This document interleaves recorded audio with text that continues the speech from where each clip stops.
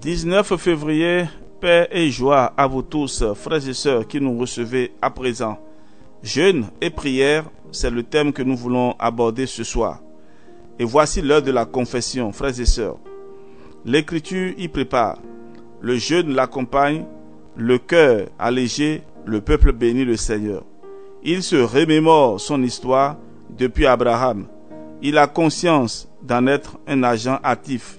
Son histoire est faite de fidélité et de trahison.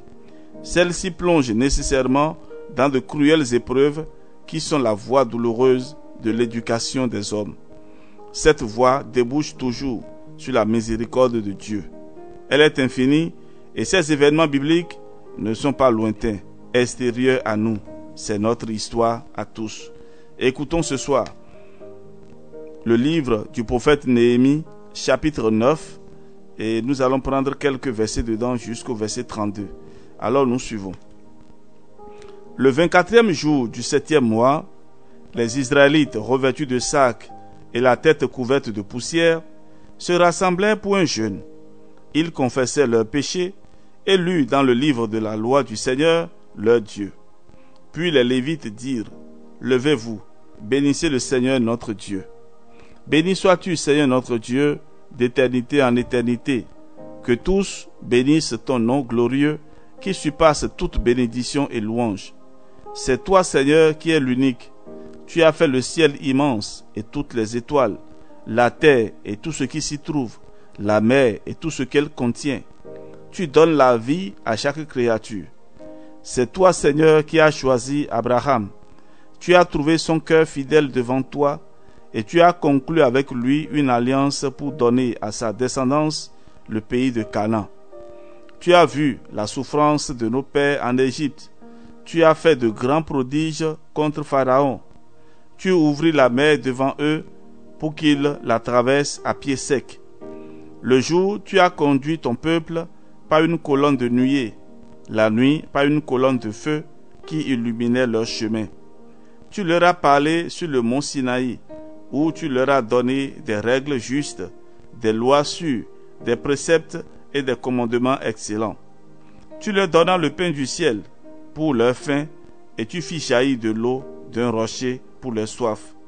Tu les as conduits dans le pays de Canaan que tu avais promis de donner à leur père. Mais voici qu'ils devinrent rebelles, se révoltèrent contre toi, tournaient le dos à ta loi et tuaient les prophètes. Alors tu les as livrés au pouvoir d'ennemis qui les opprimèrent.